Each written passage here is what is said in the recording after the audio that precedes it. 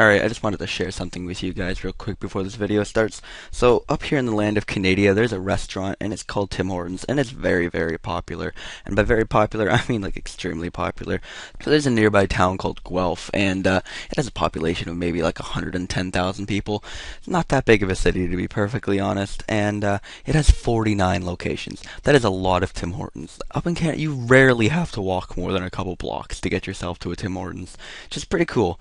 So anyway, every February/March-ish area around there, they always do a contest called Roll Up the Rim, and basically, as long as you don't order a small, you get a Roll Up the Rim cup with your drink, and after you're done drinking your drink, you can roll up the rim on the cup, and it's a 1 in 6 odds of winning a prize, like a donut. There are bigger prizes like barbecues, cash cards, Tim cards, which is just like a prepaid restaurant card, and you can also win cars. It's actually a lease. I won't get into that. Anyway, in general, people always compete with each other because Tim Hortons is just like part of a daily life up here in Canada. And so far, this year, I am 3 for 3 when I do that to the coffee cup.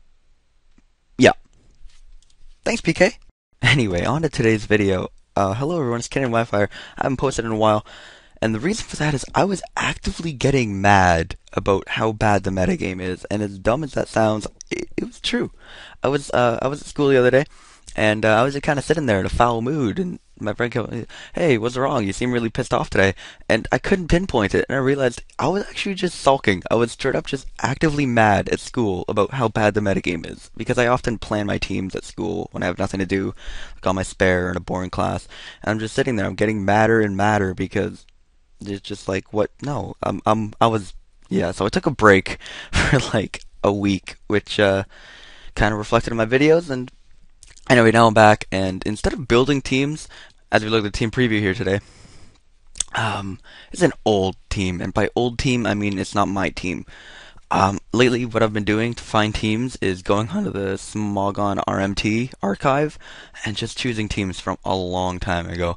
And this was actually pretty cool because I came across this team, and it actually looks kind of standard today. The Jolteon's a little out there. The Doug Trio isn't too common after Genesect is gone because it doesn't really, and Tornadus T. I don't know. It kind of looked like a cool team, so I decided to give it a try. He just had standard rain with Feraligatr, so let's just get into this match, shall we? I've already talked for 7 minutes. I wonder how much I'm going to cut out of that.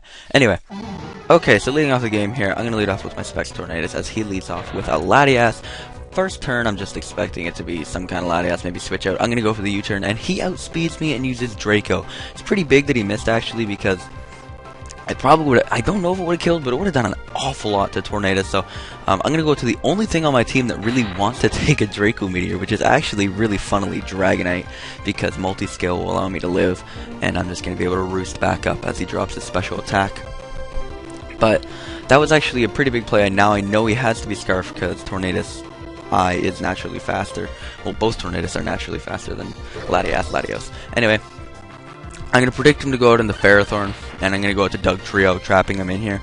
And this one has sub. This isn't my set, but this one has sub, and I'm kind of predicting him to go for Leech Seed. We're both going to set up SR on this next turn. And I go for an EQ, hoping that it does a little bit, and it really does nothing. Doug Trio sure is an Excadrill where it can 2KO Pharaoh, that's for sure. But I'm going to sub down. I do have Reversal, but I thought it was way too obvious, because I thought my thinking was, if I get down to 1%, I know he's going to switch out because the Reversal's so obvious. So I'm going to go for it this turn, and then I'm like, oh, I have Arena Trap. That was really, really dumb. Yeah, so I predicted him to switch out when I had Doug Trio on the field. Not exactly my greatest play, but I'm going to go to Tornadus, and I'm going to go for the Focus Blast just because it's really my only way to kill that Pharaoh, and it still does a ton of the Latias. I'm going to go to Politoed now just to get up my weather, and because it's really the most useless thing I have on this team. I believe it's a Scarf Toad, but it doesn't really matter because he is a Scarf Latias, which means he's going to be able to force me out as I go into the Starmie because I really don't want these rocks here. I'm going to predict him to bring in Pharaoh, so I'm going to go for the Ice Beam, and it does, like, not that much. It's a really disappointing amount. And then I realized that Hydro Pump in the rain would do a ton more, so I'm going to go for that. Luckily I don't miss, and basically my plan here with Starmie is to sack it, but I want Pharaoh below half, and I don't want rocks on the field. That's basically my goal by the time this Starmie dies. So that's what I'm going to work on doing for the next few turns.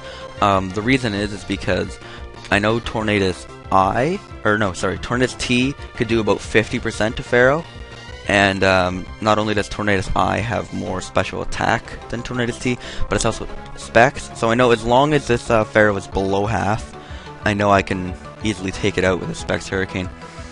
Anyway, on this turn, he's actually going to Power Whip me, which I was actually really happy for him. Like, damn, thanks, dude. You just completely did what I wanted, because now I don't have rocks and Pharaoh's below half, which means something's dying on this turn, as he's just going to sack his Pharaoh to a Hurricane. He brings in Latias, and I know it can only survive one more rock switching, so I'm going to go with the Jolteon, because it's the least useful member of my team right now. It actually lives, but it's obviously not going to be able to outspeed or live the second one. I think it's an Expert Belt Jolteon, but I'm not sure. Don't quote me on that. I can leave the team down, or at least a link to the team down below. So I'm going to go into Dragonite, and for some reason I know he's going to die to rocks, but he really should have switched out here, because now that he's only, I think he's at -6 now, and he's actually going to run out of Draco Meteors here in a second and then struggle kill himself, which I found really funny. I totally forgot Draco Meteor only had 8 PP, but I'm going to try to set up with Dragonite. Right here, he struggle kills me, which I actually wasn't expecting, because I wanted to be back up at half after the sub, and because of that 8%, I'm actually not going to be back up at half. So it caught me off guard, but it really doesn't matter, because he's got out of the Feraligatr. And I'm going to set up another DD just so I thought at +2 I could kill like everything on his team. I have Dragon Claw as opposed to Outrage on this set. I don't know why. Well, it's not really my set, but regardless, I'm rambling at this point. I'm on top of not killing the Feraligatr. I'm also going to put him into Torrent range. So that Aqua Jet only did 14 because of multi-scale. And now this one, I don't have multi-scale and he's in Torrent range. So it's going to do like a lot more. That's a very significant amount. A lot more. That was horrible English. Whatever. I haven't narrated in a week. Cut me some slack. It's not going to kill the Politoed because it's Dragon Claw, not Outrage. But he actually has nothing faster than this Tornadus. I was expecting maybe the Kyurem B to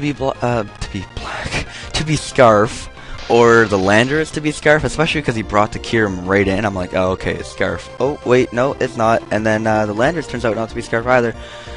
So that's going to be my game, and Tornadus I just put in a bunch of work there. It's actually pretty cool in this meta.